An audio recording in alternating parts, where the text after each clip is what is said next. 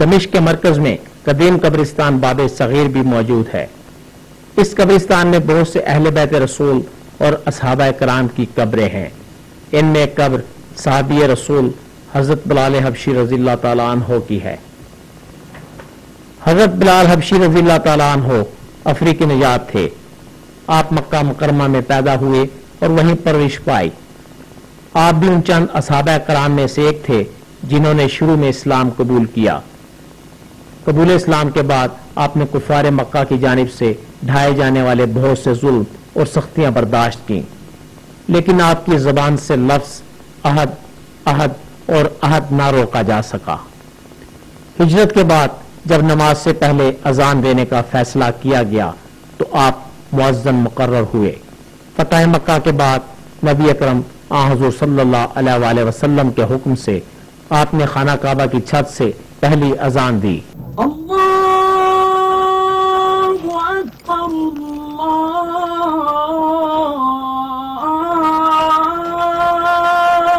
اکبر۔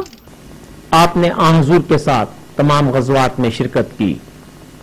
حضور کی وفات کے بعد آپ پر رنج و غم کی شدید کیفیت طاری ہو گئی اور آپ نے اذان دینی ترک کر دی، جس کی وجہ یہ تھی کہ اذان دیتے وقت آپ پر رکت طاری ہو جاتی۔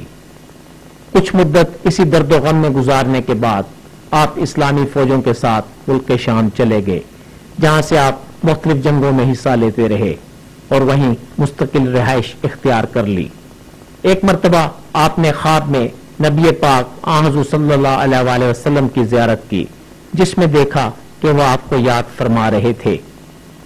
آپ نے فوراً حضور کے روضہ پر حاضری کے لیے مدینہ منورہ کا سفر شروع کیا۔ روضہ مبارک پر حاضری دینے کے بعد مدینہ منورہ میں حضرت امام حسن اور حضرت امام حسین علیہ السلام نے آپ سے اذان دینے کی فرمائش کی۔ آپ نے رسول کے نواسوں کی فرمائش پر اذان دی۔ تاریخی کتابوں میں درج ہے کہ مدینہ کی فضاؤں میں آپ کی اذان کی آواز جہاں جہاں سنی گئی، تمام عورتوں اور مردوں کی آنکھیں دور نبوت کو یاد کر کے اشک بار تھیں۔ اسلام نے انسانی مساوات کا جو تصور دیا ہے، اسی کا مظہر حضرت بلال رضی اللہ تعالیٰ عنہ کی ذات بھی ہے۔ آپ کی زندگی وہ مبارک زندگی ہے جس کا ایک ایک لمحہ خدا اور اس کے رسول کی محبت و اطاعت میں صرف ہوا۔ اسی اخلاص اور فداکاری نے انہیں وہ بلند مقام عطا کیا جو دنیا کے کسی شہنشاہ کو نصیب نہیں ہوا۔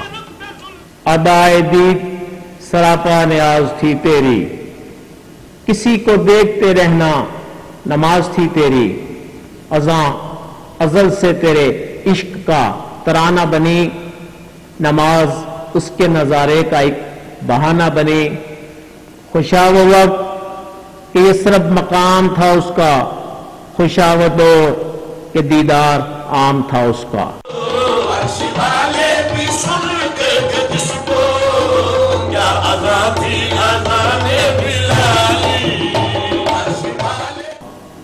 آپ کی وفات 20 ہجری میں ہوئی۔ جاوید کاظمی، پاکستان ٹیلی ویژن نیوز، قبرستان باب صغیر، دمشق۔